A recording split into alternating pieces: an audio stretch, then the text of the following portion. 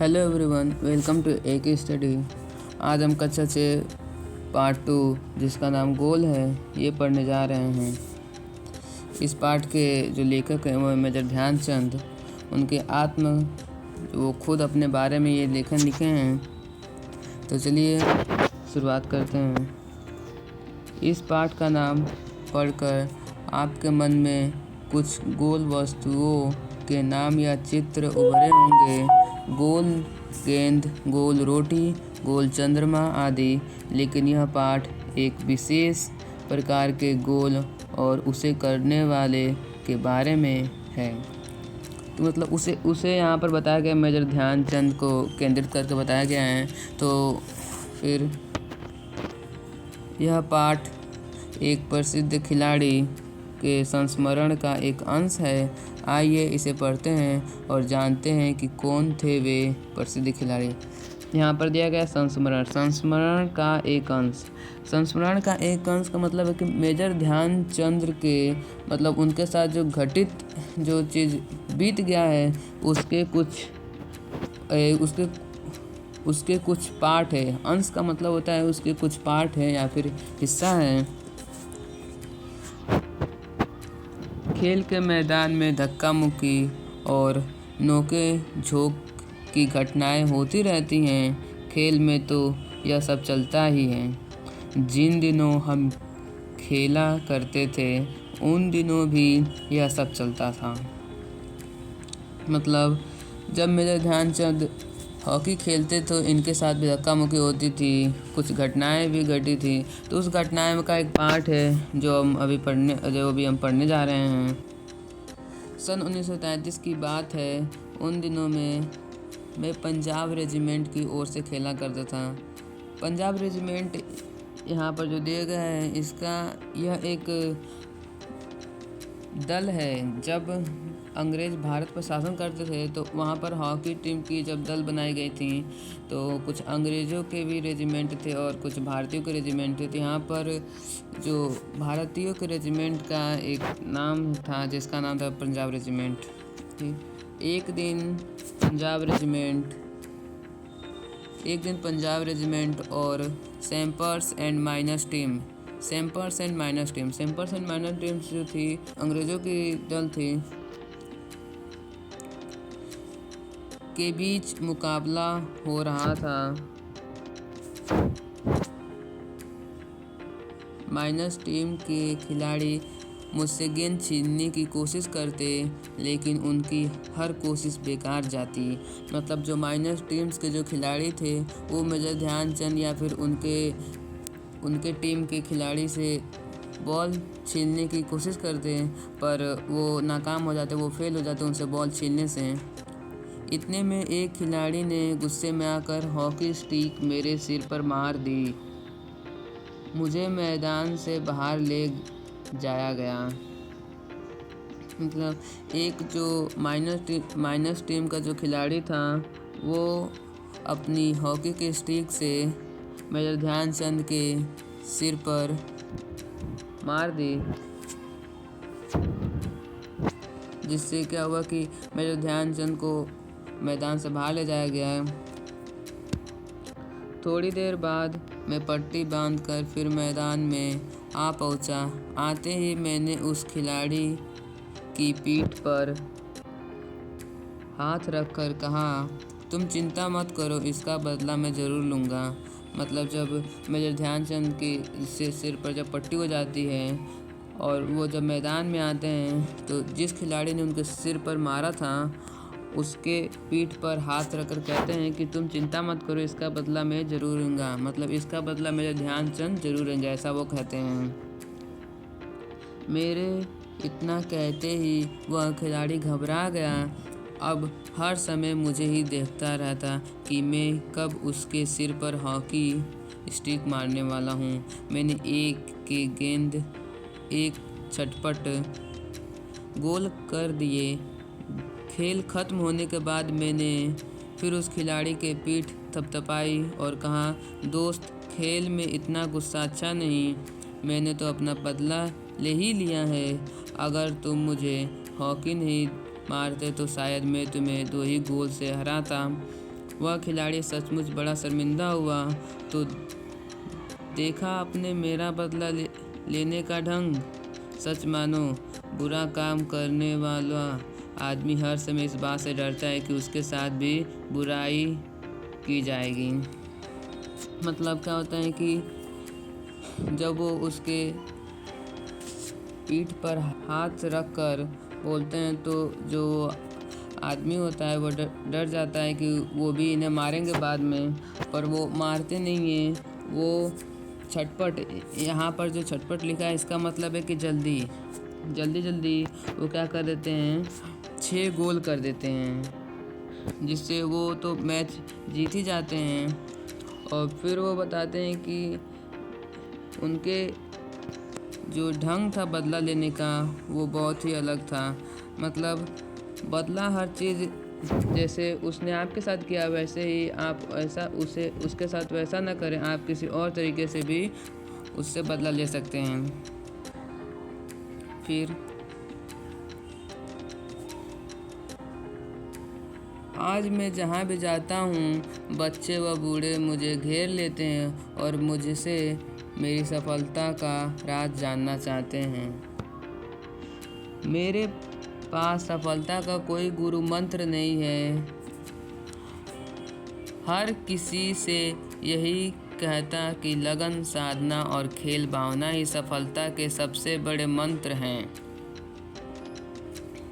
मतलब जो मेजर ध्यानचंद रहे वो जब भी कहीं पर भी वो जाते हैं तो लोग उनसे पूछने लगते हैं कि आप इतने सफलता कैसे हुए, आपका इसका कोई कुछ राज है तो बताइए। पर मेजर ध्यानचंद कहते हैं कि इसका कोई राज नहीं है। वह बताते हैं कि लगन, साधना और खेल भावना ही सफलता के सबसे बड़े मंत्र होते हैं।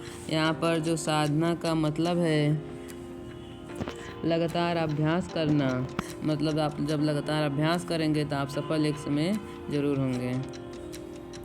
मेरा जन्म सन 1904 में प्रयाग में एक साधारण परिवार में हुआ। बाद में हम झांसी आकर बस गए।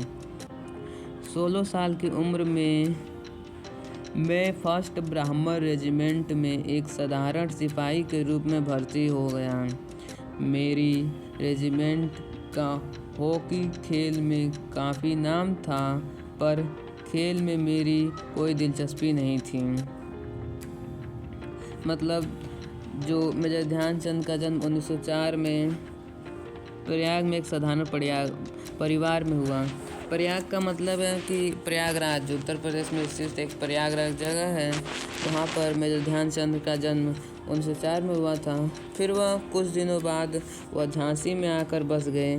16 साल की उम्र में मेजर ध्यानचंद ने फर्स्ट ब्राह्मण रेजिमेंट, यह भी उस समय एक भारतीयों का दल ही था, उसमें यह भाग ले लेते हैं और वहाँ पर एक सिपाही बन जाते हैं, जिसमें वो भाग लिए थे, जिसका नाम फर्स्ट ब्राह्मण रेजिमेंट था। उसका मतलब काफ़ी नाम था हॉकी में। वो बहुत अच्छी हॉकी खेलते थे। पर जो मेजर ध्यानचंद थे शुरुआत में उन्हें कोई दिलचस्पी नहीं थी खेल में। उस समय हमारी रेजिमेंट के सूबेदार मेजर तिवारी थे। वे बार बार मुझे हॉकी खेलने के लिए कहते। हमारी छावनी का मतलब होता है कि जहाँ पर सैनिक के सिपाही रहते हैं उसको छावनी कहते हैं।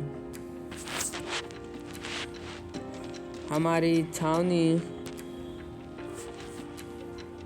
छावनी में हॉकी खेलने का कोई निश्चित समय नहीं था। सैनिक जब चाहे मैदान में पहुंच जाते और अभ्यास शुरू कर देते। उस समय तक मैं एक नौसिखिया खिलाड़ी था। मतलब जिस रेजिमेंट में मेजर ध्यानचंद ने सिपाही के रूप में भर्ती हो गए थे, उस रेजिमेंट के जो सूबेदार थे वो थे, जिनका मतलब पूरा नाम नहीं है, बस तिवारी दिया गया था, तिवारी थे।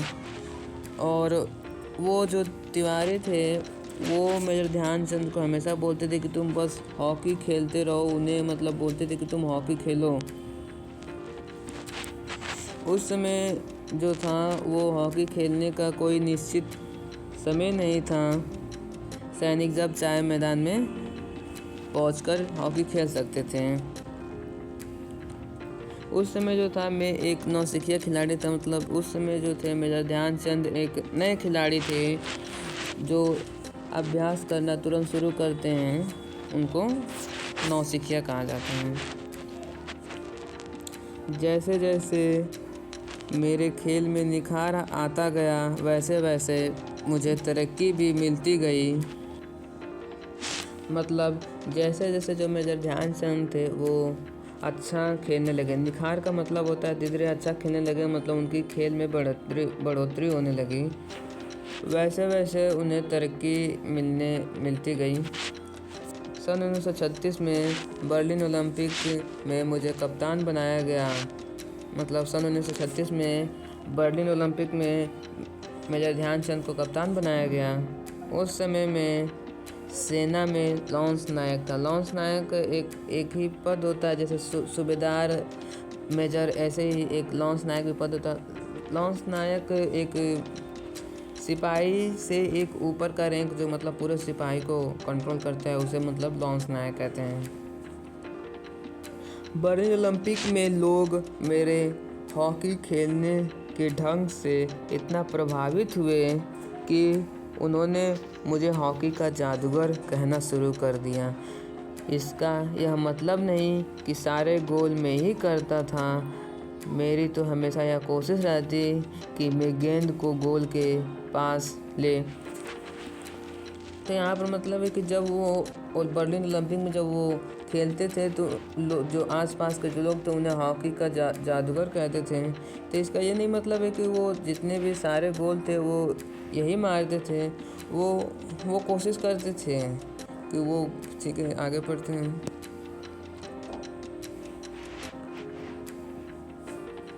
ले जाकर अपने किसी साथी खिलाड़ी को दे दूं।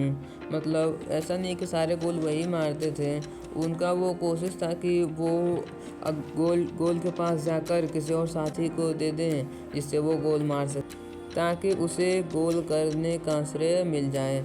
मतलब जो गोल मारेगा उसे तो लोग अच्छा कहेंगे ही कहेंगे, तो वो चाहते थे कि किसी और को भी लोग अच्छा कहें। अपनी इसी खेल भावना के कारण मैंने दुनिया के खेल प्रेमियों का दिल जीत लिया। बर्लिन ओलंपिक में हमें स्वर्ण पदक मिलना, खेलते समय मैं हमेशा इस बात का ध्यान रखता था कि हार या जीत मेरी नहीं बल्कि पूरे देश की है। मतलब वो बहुत ही अच्छे खिलाड़ी थे, जिससे जितने भी दुनिया के लोग थे वो उन्हें बहुत ही अच्छा कहते थे। बर्लिन ओलंपिक में इन्होंने जीत लिया और इन्हें स्वर्ण पदक मिला।